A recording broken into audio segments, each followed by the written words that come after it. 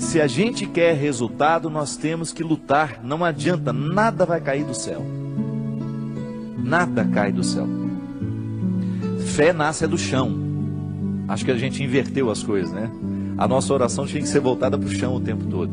Que é aqui que Deus floresce. Deus é igual semente, floresce no chão. Essa metáfora de que Deus está no céu, isso é bonito. Mas é aqui, ó, é pisando nesse chão que a vida acontece. A força que Deus me dá, a força que Deus lhe dá, é para que a gente consiga plantar o jardim. Ninguém prometeu que nossa vida seria um jardim de flores, mas Deus prometeu a força para a gente plantar. Eu estou aqui, graças a Deus, cheio de saúde, tenho o meu esforço nessa história, tem, mas é dom de Deus em mim, eu faço a minha força. Quer passar no vestibular? Estuda.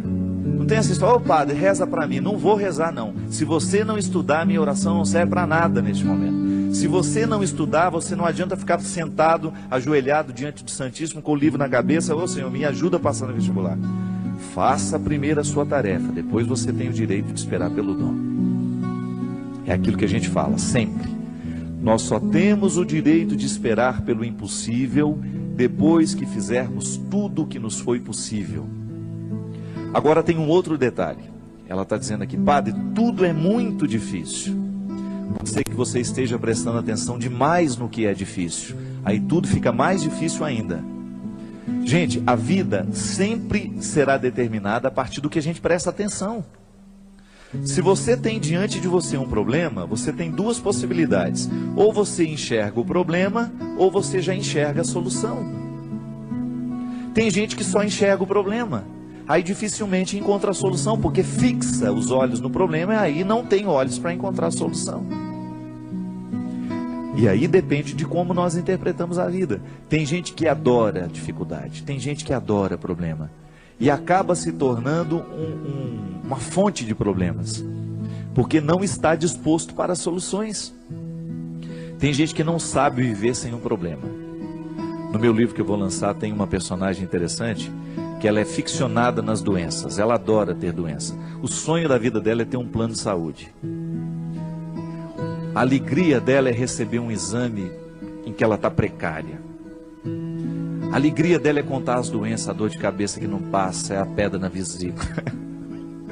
Tem gente que gosta disso, tem gente que presta atenção só no que é ruim. Mas não pode ser assim, minha gente. Esse espírito pessimista só nos faz ver o lado negativo das coisas. Pelo amor de Deus. Você tem que ser um pouco mais otimista. Você precisa prestar atenção um pouco mais nas coisas que são boas. Outro dia eu recebi um e-mail muito interessante. Dizem que tinham duas crianças brincando no gelo e de repente o lugar em que uma delas estava quebrou e ela caiu e ficou presa ali dentro. E a outra criança, num ímpeto de salvar aquela outra que estava ali dentro, quase morrendo já congelada, retirou o seu patins e começou a quebrar aquela outra parte lateral para que desse espaço para retirar o amiguinho que estava ali dentro. E com muito esforço aquela criança conseguiu, milagrosamente, ela buscou uma força tão grande dentro dela, que ela conseguiu, mesmo não tendo força o suficiente para isso, ela conseguiu quebrar aquele gelo com o patins. E quando chegou o adulto, né, que viu a situação, não acreditou. E foram chegando outras pessoas, até que uma delas falou assim, como é que esse menino conseguiu quebrar esse gelo e retirar a outra criança que estava aí dentro? Aí o outro falou assim, é porque nenhum de nós estávamos aqui para dizer que ele não conseguia. E é interessante. Quando nós estamos diante de uma situação difícil, é muito natural que outras pessoas, tomadas por um espírito de porco, venham dizer, você não vai conseguir isso não, não vai dar certo não, não é? E sempre tem um assim, eu não falei? Eu não sei não, estou achando que esse negócio vai dar certo não. Sempre tem um espírito de porco pronto para jogar uma frase destrutiva, que vai desanimar. Mas não. Se a gente não presta atenção nesses discursos, nós vamos extrair coragem dentro de nós, de um jeito que a gente não sabia que tinha. Então, minha filha, às vezes, tudo está tão difícil. Não, não é bem assim. É que nós olhamos tudo de maneira difícil. Não é que tudo está difícil, é que nós olhamos tudo de maneira difícil. difícil. Não pode ser assim. Nós precisamos ser um pouco mais otimistas. Dificuldade existe na vida de todo mundo. Elas estão por toda parte. Agora, a maneira como nós encaramos essas dificuldades é que vai fazer a diferença. Ah, são 5.000 pessoas para 5 vagas. Não fique preocupada, viu? 90% destes 5.000 que estão tentando essa vaga não estudou do jeito que você estudou. Se você verdadeiramente se prepara para as coisas, você já elimina boa parte dos concorrentes, porque a maioria é mais ou menos. A maioria está vivendo mais ou menos. A maioria está fazendo mais ou menos. São poucas as pessoas que verdadeiramente estão tomando a vida com responsabilidade do jeito que ela precisa. São poucos os jovens que na fase de 16, 17 anos estão levando o colégio a sério. São poucos os universitários que hoje estão cursando a faculdade com a disciplina que a profissão vai exigir um dia.